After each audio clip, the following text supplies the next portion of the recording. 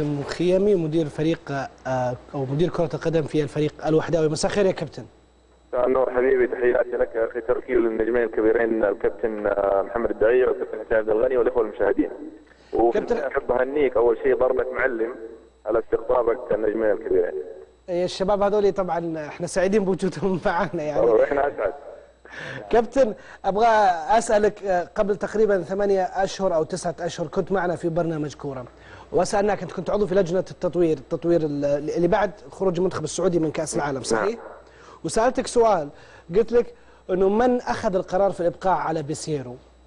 وذكرت لي انه اللجنه صوتت او اعضاء اللجنه صوتوا على ابقاء. سالتك وقتها، انت كنت من ضمنهم، كان عندك تحفظ وقتها، ما حبيت تتكلم، ضغطنا عليك شوي، وبعدين قلت لنا انه انا كان رايي انه انا ما انه بيسيرو لا يستمر. بعض اعضاء اللجنه او التطوير خرجوا في وسائل الاعلام بالامس، ذكروا طبعا بدون ذكر اسماء، ذكروا بانهم طالبوا بابعاد بيسيرو. الحقيقه الكامله عندك انت كابتن، نتمنى نسمعها منك امام المشاهدين.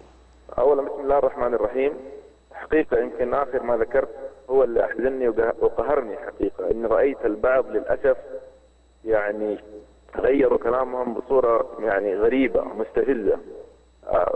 اثناء الاجتماع اللي حصل ذكروا وايدوا بقاء بيسيرو بشده وطالبوا ببقائه، والان للاسف اشاهد بعضهم يظهر في الفضائيات انهم طالبوا من قبل بابعاد بيسيرو، وانه بيسيرو كذا وكذا وكذا. يمكن هذا السبب الرئيسي الان في توضيح هذا، ومش عشان اظهر نفسي بمظهر البطل اني كنت الوحيد اللي اللي عارض قرار استمرار بيسيرو في تدريب المنتخب السعودي. في الحقيقه اخوي تركي، للاسف انه احنا المشكله عندنا اعتقادي ان دائما التهم تذهب للمسؤولين. انا ما احب ان ادافع عن المسؤولين وما الى ذلك، ولكن اتكلم عن نقطه او عن مشهد شاهدته بنفسي وبأم عيني، انه الامير نواف، هذا الامير العبقري من وجهه نظري، ولا اقول هذا مجامله ولا ابحث عن مناصب، انا كلها شهرين ثلاثه ومسافر ادرس برا يعني، لانه المدح ما شاء الله في ناس يعتقدوا ان المدح حيوصلهم لاشياء كثيره. كان في قمه الديمقراطيه في الاجتماع اللي حصل في اتخاذ قرار بقاء بيسيرو من عدمه، وطبعا طلب من الجميع ابداء رايهم حتى يتخذ قرار في تلك الليله ببقاء بيسيرو من عدمه. وذكر الامير نواف، طبعا يمكن كان من المؤيدين في القرار وذكر حيثيات. اللي فوجئت انا انه حتى قبل الاجتماع انه كثير من الاخوان كانوا معارضين بقاء بيسيرو، فوجئت في الاجتماع انه الكل بدا يرفع يده ويقول مؤيد بقاء بيسيرو بقاء بيسيرو، رغم انهم قبل الاجتماع كانوا رافضين. بالضبط. بعضهم بمجرد سمعوا انه الامير نواف بن فيصل كانت وجهه نظره الموافقه ايد. واقولها بكل اسى حتى يظهر للراي العام انه البلد هنا احنا مش في المسؤولين، خاصه في المشهد اللي اذكره الان تحديدا. حقيقه كان في قمه الديمقراطيه طلب من الجميع انه يعطي رايه بكل صراحه. للاسف ظهرت كاني انا الشاذ عن المجموعه، رفعت يدي، ذكرت حيثيات انه بقاء بيسيرو. يمكن كان هذا الاجتماع بدايه طريق التطوير، ذكرت بالحرفيا انه نحن الان في مرحله تطوير. بقاء بيسيرو لمده عام هذا يعني اننا سنتاخر لعام جديد اخر.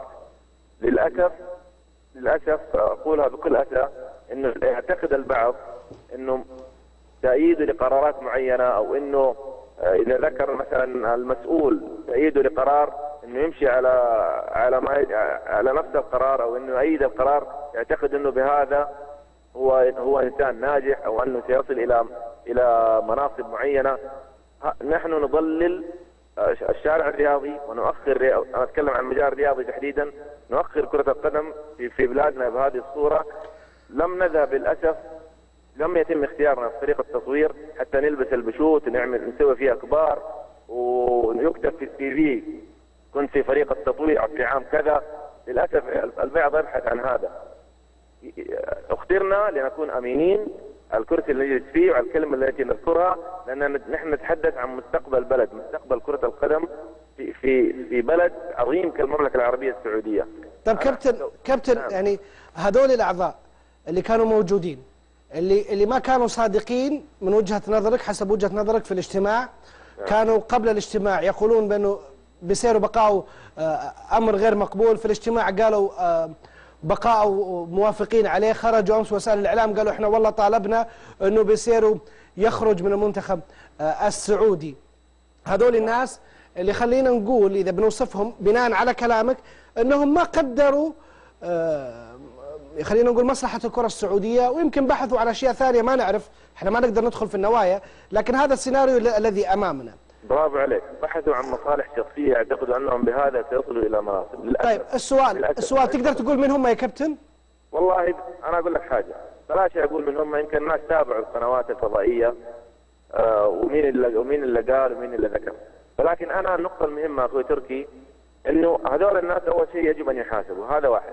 اثنين، إنه البلاء فينا إحنا مش في المسؤولين، المسؤول أعطانا الحرية الكاملة. تخيل إحنا في ذاك الاجتماع لو كانت الأغلبية ذكرت رأيها الصريح الحقيقي النابع من داخلهم، مش نابع من من من من, من مبدأ المصالح الشخصية، ومش لو ذكروا رأيهم الحقيقية لأبعد بيسيروا من عام سابق، من 10 أو 11 شهر سابق. وكان في مجال انت وانت تحضر الاجتماع كنت حاسس انه لو كان هذا القرار قرار اعضاء اللجان كان ممكن صانع القرار ياخذ هذا القرار؟ طبعا والله شوف الامير نواف ذكر حرفيا يا اخوان نبغى نسمع حتى نقرر اليوم بقاء بيسيرو من عدمه. انا صراحه يعني انا جديد على اجتماعات مثل هذه، او ما كنت في لجان قبل كذا، وجئت بصراحه لان كنت اسمع مثلا من برا كما يسمع الجمهور الرياضي انه المسؤولين عندنا بيتخذوا قرارات فرديه وكذا وكذا. ابدا، اللي حصل هذا اللي ذكرته، وبامانه اذكرها، البلا فينا احنا. نتمنى ان نتغير، ونتمنى ان الناس اللي غيروا ارائهم وكانوا واضحين في التلفزيونات وكذا، واضحين للمسؤولين، اعتقد انهم الان واضحين للمسؤولين انهم يبعدوا او يحاسبوا.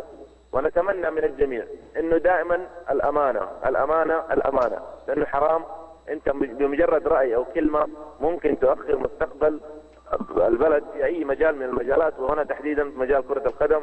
ومجال كرة القدم كلنا بنشوف اين تذهب كرة القدم بالدول، وماذا سيحصل مثلا في قطر الان، ماذا سيحصل في قطر مستقبلا، ماذا سيحصل في الدول المتقدمة كرويا.